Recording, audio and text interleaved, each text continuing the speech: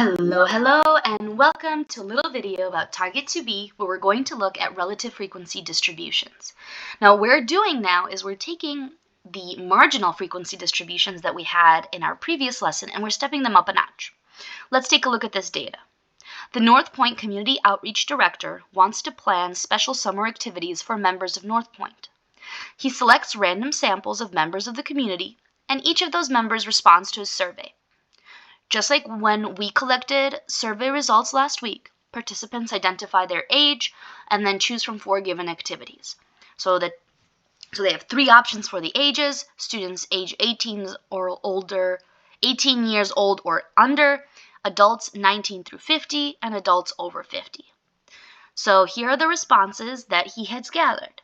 Now, when he first started doing this, he went through the tables that we did last week, did the tallies, put the numbers in, and then added things up for the total. If you look at the bottom right corner, the total participants, so the total people that responded was 280. What we're going to do is we're going to focus on that number, and we're going to create a relative frequency distribution.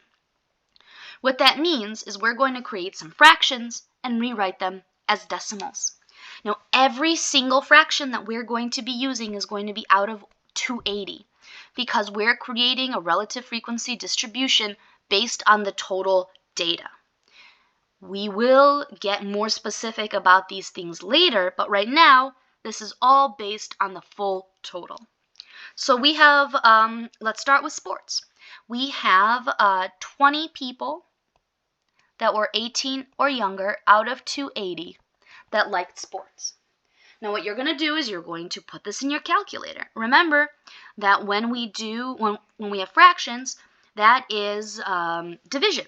So top divided by bottom, 20 divided by 280, gives me 0.07. I'll round to 2 decimal places. Let's do 0.07. Now because we're rounding, and I loved seeing some of you figure this out on the activity from last week, when we round, our total might not necessarily add up to 100 or to a 1, right? When we're adding them up after creating these decimals. But that's okay. We are keeping that in mind, and we are rounding based on the previous table we have. Okay, let's continue with sports. We have 10 people, 19 through 50, that like sports.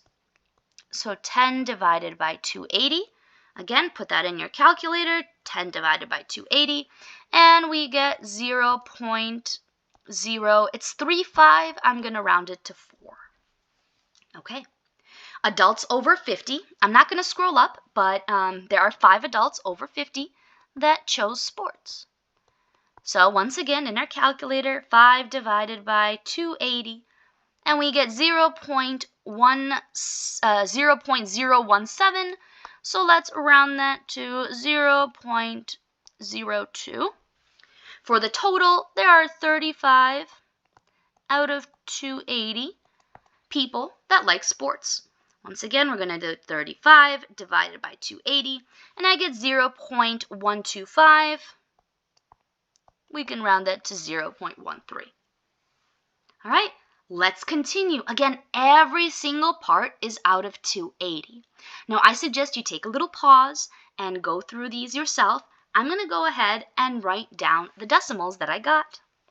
For movies, I did 30 divided by 280, and I got 0.107, so let's do 0.11. Adults 19 through 50, I did 32 divided by 280. And I got 0.11. Next, for adults over 50, I did 20 divided by 280, and I got 0.07. I actually didn't need to redo that one because for sports, because this was also 20 out of 280. So that kind of saved me some time. And then lastly, for the total of people who liked movies, 82.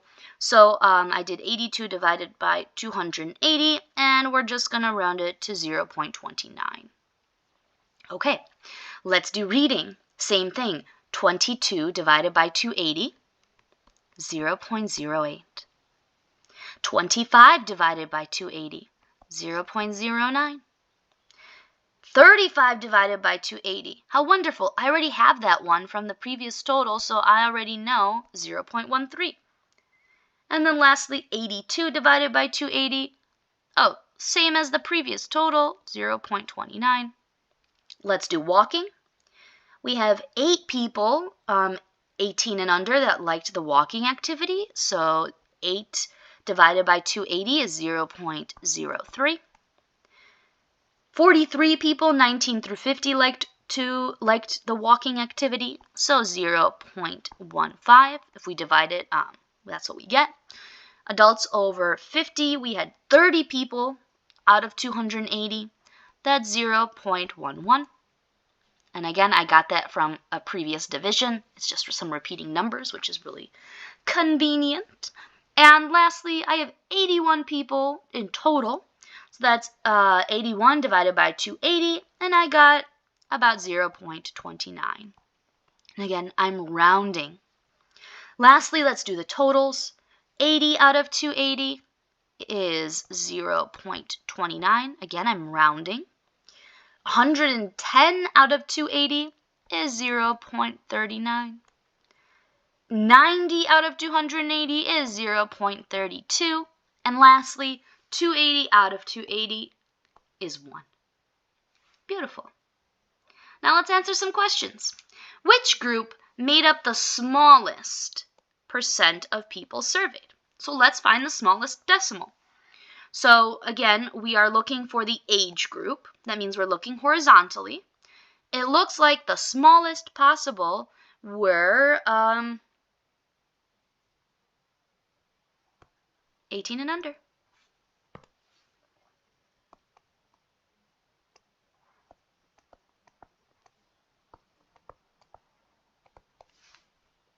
Okay. Next, which activity was preferred by the largest amount of people surveyed, or percent of people surveyed? Okay, so we're looking at the activities. That means we're looking at the columns. Now it looks like movies, reading, and walking are pretty much the same, but we did round these. So let's look up here. It looks like movies and reading both had 82. So that's a little bit more. So let's go with movies and reading.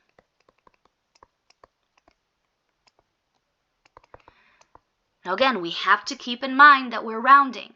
Because I got 3 things that were the same decimal when I rounded, I needed to double check my just regular frequency table, right? Because I want to make sure that I'm choosing the right answers. Let's do that one more time. Here we have a survey between men and women that were surveyed about their favorite drink on a cold day. Here are the results. Their only 3 options were coffee, tea, and hot cocoa. Once again, we're going to create a relative frequency distribution table based on the absolute total. So the total of people surveyed, which in this case is 32. So I'm going to divide every single number by 32. Let's do it. I'll do it in a little bit more detail for the first few, and then I'll do it as just decimals. And remember, we are rounding. So for coffee, men, 10 out of 32 men liked coffee, so that's 0.31. For women, we had 5 out of 32 pick coffee, that's 0.16. And then the total was 15 out of 32, which was 0.47. Perfect. Again, all of these are going to be divided by 32. So let's move on. Tea for men, that's 2 out of 32, 0.06. For women, 7 out of 32, 0.22. Total, 9. So 9 divided by 32 is 0.28. Hot cocoa. For men, there were 4 people who liked hot cocoa, 0.13. Same thing for women. So we're dividing by 32, 0.13, and then 0.26, 8 out of 32.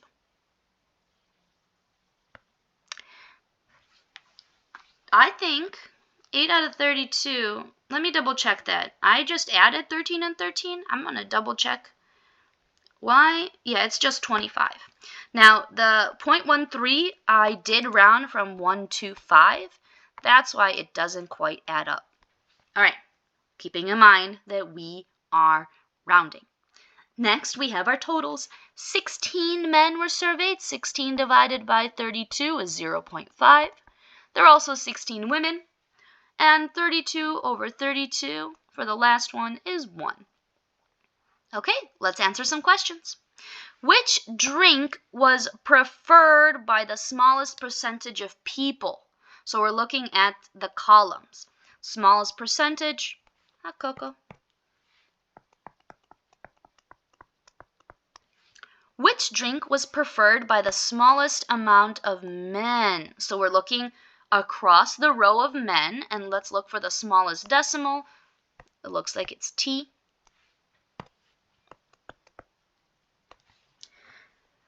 Which drink was preferred by the largest percentage of people?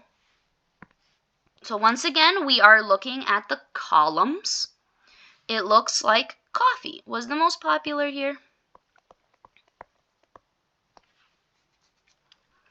Letter E, which drink was most preferred by women? So let's look at the row for women, and it looks like tea was the most popular one for women.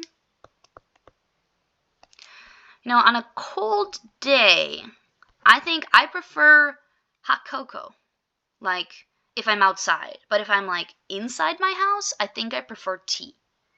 Yeah, that would be my opinion. But, you know, we were just told cold day. I think my gut feeling, I would vote for hot cocoa. Yeah, because that makes me all happy and chocolatey and warm inside. Okay. I hope this was helpful. If you have any questions, please let us know. By us, I do mean me, myself, and I, or whoever's helping you out. One way or another, have a wonderful rest of your day. Bye!